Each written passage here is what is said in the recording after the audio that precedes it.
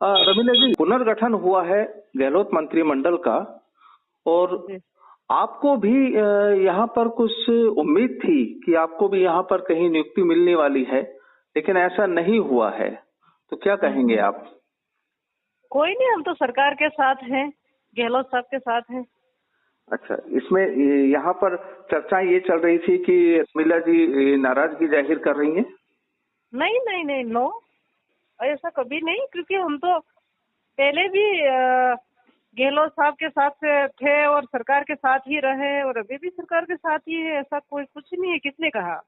तो यहाँ पर आज जो कुछ खबरें आ रही हैं कि आपको 7वें सलाहकार के रूप में नियुक्त किया जाना था।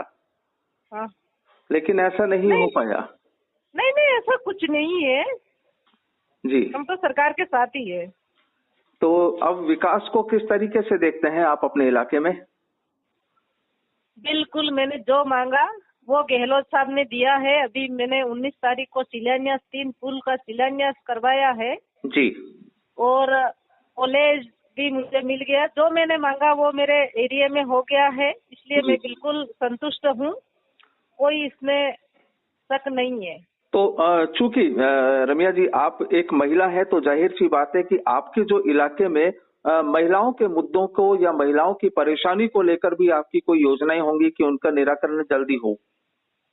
बिल्कुल, वो तो सीएम साहब 19 तारीख को मेरे विधानसभा क्षेत्र में कुशलगढ़ में आम सभा भी थी और प्रशासन गांव के संग अभियान में आए थे जी, तो करीब 50,000 पब्लिक थी और सबसे ज्यादा 15,000 से 20,000 महिलाएं थी जी, और उन्होंने महाविद्यालय लड़कियों के लिए खोलने के लिए मंच से उन्होंने बोल दिया है और जरूर हमको होगा। और हम सबसे ज्यादा हमारे जो टीएसपी एरिया है उसमें साहब ने कहा कि जो मांगोगे रमीला जी वो मैं दूंगा, इसलिए मुझे कोई संकोच नहीं है। बिल्कुल हम सरकार के साथ पहले भी रहे हैं और अभी भी हम सरकार के साथ ही गहलोत साहब के साथ है, इसमें कोई शक नहीं है। तो बिल्कुल यहाँ पर अब जो आपके इलाकों के जो बच्चियां हैं, पढ़ने वाली बच्चियां हैं, महिलाएं हैं, उनके विकास के लिए भी आपकी कोई प्लानिंग होगी ऐसी?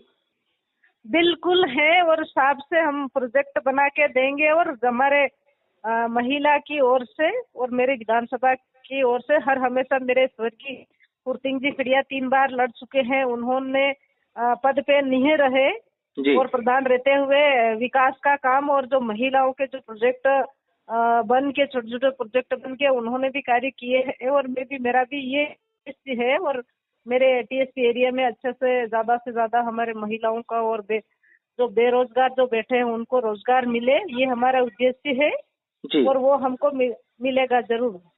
बिल्कुल, फिलहाल ये है कि अब आपकी जाहिर सी बात है कि आप अपनी ओर से पूरी तरह से तैयार हैं, विकास करेंगे अपने इलाके का, यहाँ की महिलाओं पर भी आप ध्यान देंगे। बस केवल अगर कहीं एक उम्मीद की किरण जो होती है कि भाई हम एमएलए हैं और हमें भी कहीं पर नियुक्ति मिले, हमें कोई सीट मिले, तो कहीं कोई ऐसी आपके दिल में कोई इच्छा है? नहीं, ऐसा नहीं है।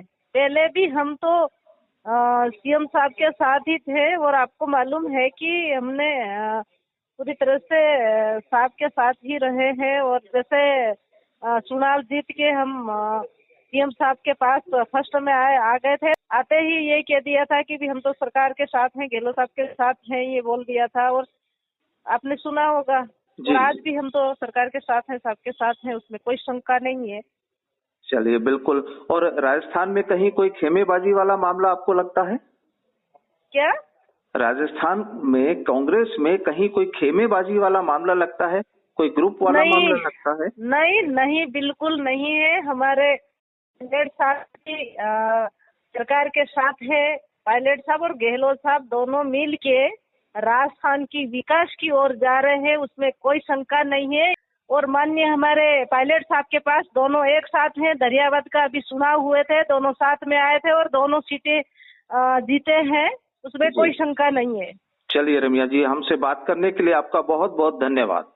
आपको भी ओके, धन्यवाद भाई।